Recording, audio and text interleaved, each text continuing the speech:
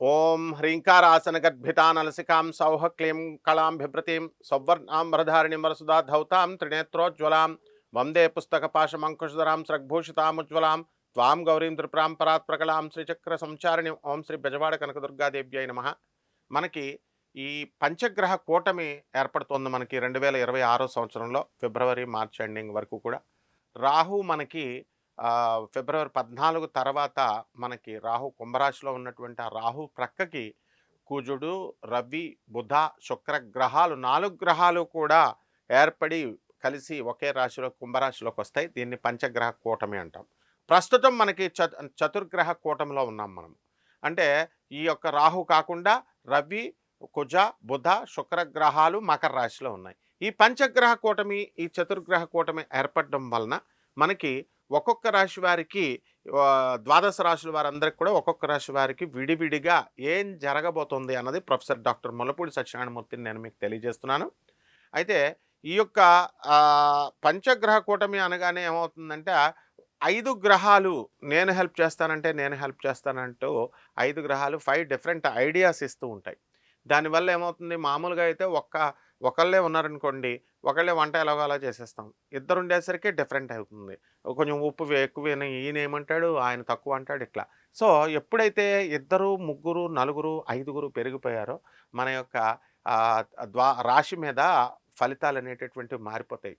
So దీన్ని too many cooks spoil the broth అన్నట్టుగా మనకి ఈ యొక్క ఐదుగురు కలిసి మనకి ఒక్కొక్క రాశి వారికి మేలు చేస్తాయి, ఒక్కొక్క రాశి వారికి హాని చేస్తాయి, ఒక్కొక్క రాశి వారికి న్యూట్రల్గా ఉంటాయి. ఈ విధంగా ద్వాదశ రాశుల వారికి ఒక్కొక్క రాశి వారికి ఏ విధంగా ఉంటుందో నేను చెప్తాను. ధనుస్సు రాశి. ఈ ధనుస్సు రాశి వారికి అందరికీ కూడా పంచగ్రహ కూటమిలో ఏర్పడేటటువంటి ఈ యొక్క రాహు, శుక్ర, కుజ, బుధ, రవి గ్రహాలన్నీ కూడా మేలు చేస్తాయి.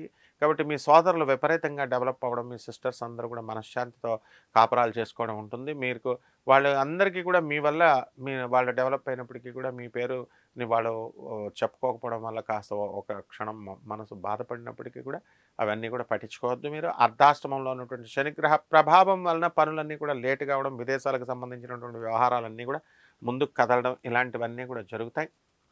అలాగే భాగ్యంలో మనకి ఈ యొక్క సప్తమంలో ఉన్నటువంటి గురుగ్రహ ప్రభావం వలన మీకు భార్య వల్ల కోఆపరేషన్ రావడం, భార్య సంబంధించినటువంటి డబ్బులు రావడం ఇవన్నీ జరుగుతాయి. భాగ్యంలో ఉన్నటువంటి కేతుగ్రహ ప్రభావం వలన ఎంతో కాలంగా విదేశాలకు వెళ్ళాలని అనుకునేటటువంటి వాళ్ళంతా కూడా విదేశాలకు వెళ్ళడం ఇవన్నీ జరుగుతాయి.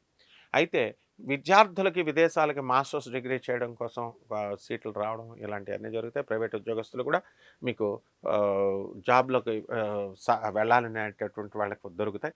అక్కడ అమెరికాలో ఉన్నటువంటి వాళ్ళకి మాత్రము ఈ యొక్క ధనుసు రాశి వాళ్ళకి ఎందుకు వచ్చామురా బాబు అని మనకి దూరపు కొండలు నునుపు అన్నట్టుగా వాళ్ళు బాధపడుతూ ఉంటారు. అయితే ఇండియన్స్ మాత్రం వెళ్ళాలి వెళ్ళాలి అనేటటువంటి ఆతృతతో వీళ్ళు ఉర్రూతలూగుతూ ఉంటారు. ఈ యొక్క వ్యాపారాల కోసం అనేకమైనటువంటి కోట్ల మంది దగ్గర కోట్ల రూపాయల అప్పు తీసుకొచ్చినా సరే అవన్నీ కూడా స్టక్ అవ్వడము, ఈ ధనుసు రాశి వారికి ఇంకా కూడా రియల్ ఎస్టేట్ రంగంలో, బిల్డింగ్ రంగంలో బిల్డర్స్గా ఉన్నటువంటి వాళ్ళకి ఇంకా రిలీఫ్ రాకపోవడము, ఇవన్నీ కూడా పంచగ్రహ కూటమి తర్వాత జరగడానికి అవకాశాలు ఉంటాయి. కాబట్టి పరిహారాలు ఏం చేసుకోవాలంటే శని జపం చేసుకోండి, శని స్తోత్రాలు చదవండి, శనికి కిలోంపావు నల్ల నువ్వులు నల్లని వస్త్రాన్ని పేద బ్రాహ్మణులకి శనివారం ఉదయం 8 గంటలకి దానం చేసుకోండి. దశ మహావిద్యల్లో ఒకటైనటువంటి మహాకాళి అమ్మవారి యొక్క హోమాన్ని మీ ఇళ్లలో చేసుకోవడం ద్వారా బ్రహ్మాండంగా ఉంటుంది. శుభమస్తు.